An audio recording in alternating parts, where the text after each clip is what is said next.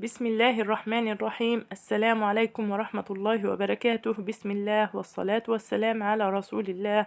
اللهم صل على سيدنا محمد وعلى آل سيدنا محمد كما صليت على سيدنا إبراهيم وعلى آل سيدنا إبراهيم، وبارك على سيدنا محمد وعلى آل سيدنا محمد كما باركت على سيدنا إبراهيم وعلى آل سيدنا إبراهيم في العالمين إنك حميد مجيد.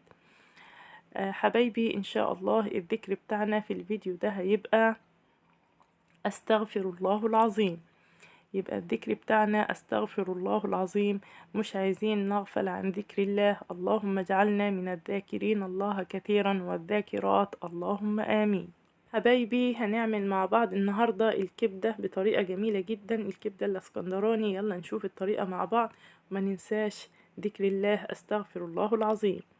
بسم الله الرحمن الرحيم. هنبدأ على بركة الله. معايا الكبدة العصافيري، ومعايا الفلفل، معايا فلفل ألوان وفلفل حامي، ومعايا توم. أهم حاجة للكبدة التوم عشان تبقى ريحتها حلوة وطعمها جميل. معايا معلقتين خل وعصير ليمونة، معايا ملح، فلفل أسمر، كزبرة ناشفة وكمون وشطة. وهنتبل الكبدة مع بعض. يلا نشوف مع بعض. ما ننساش أستغفر الله العظيم. جبت الكبة وطحنت التوم بتاعنا مع الفلفل الحامي ونعمتهم كده، مش بحبهم يبقوا ناعمين قوي، بحبهم يبقوا خشنين.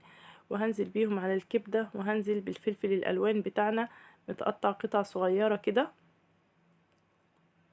وهنزل كمان بالتوابل، الملح والفلفل والكزبرة الناشفة والكمون ومعلقة ونص معلقة شطة، وهنزل بمعلقة الخل ومعلقتين عصير الليمون.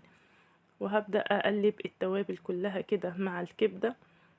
هتبل الكبدة بتاعتنا، بحب أتبلها وأركنها في التتبيلة شوية تاخد من طعم البهارات، وبيبقى طعمها جميل جدا.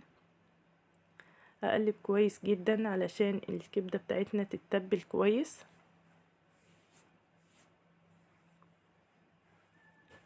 ما ننساش الذكر بتاعنا أستغفر الله العظيم، أستغفر الله العظيم.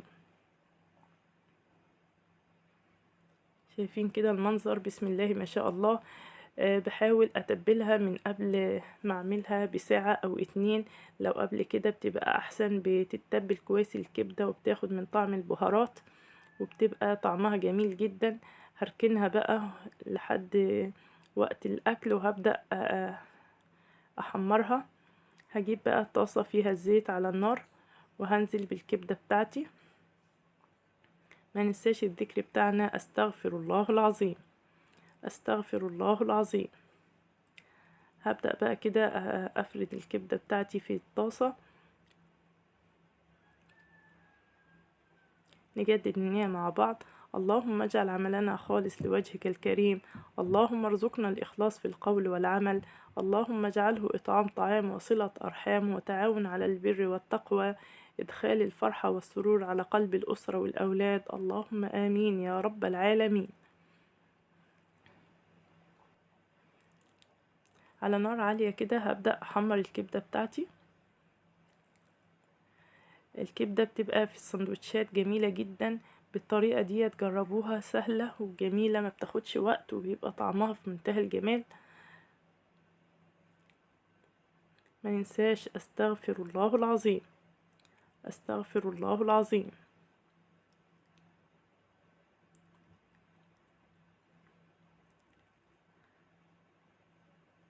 شايفين كده ما شاء الله الكبدة بتاعتنا استوت. أنا مش بحب أنشفها جامد علشان بحب الجوسي بتاعها دوت. فعلى كده هبدأ أرفعها من على النار، وهتبقى الكبدة بتاعتنا ما شاء الله جهزت.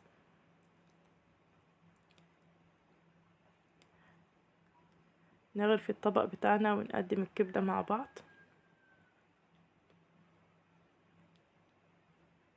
شايفين بسم الله ما شاء الله الألوان الجميلة بتاعت الكبدة مع الفلفل الألوان، ما شاء الله جميلة جدا. وصفة سهلة وسريعة في أي وقت ببقى مستعجلة، على طول الكبدة ديت مع شوية الفلفل والتوابل بتبقى جميلة جدا. ما ننساش الذكر بتاعنا أستغفر الله العظيم. اللهم اجعلنا من الذاكرين الله كثيرا والذاكرات. عايزين على لساننا باستمرار ذكر الله، آه، لأنها عبادة سهلة جدا جدا، والناس كلها غفلانة عنها، بتجيب حسنات كتيرة واحنا غفلانين عنها. يا ريت واحنا في المطبخ كده ما نغفلش عن ذكر الله كي نخرج بحسنات كثيرة، اللهم آمين. شايفين كده المنظر حبايبي؟ اللي وصل معانا لحد هنا ما ينسانيش من اللايك والشير والاشتراك في القناة علشان القناة تكبر بيكم ومعاكم. واللي بيشوفنا لأول مرة يشترك معانا في القناة ويضغط الجرس ويختار الكل علشان يوصلوا إشعار بكل جديد أنزله بإذن الله. وسبحانك اللهم وبحمدك، أشهد أن لا إله إلا أنت، أستغفرك وأتوب إليك. والسلام عليكم ورحمة الله وبركاته.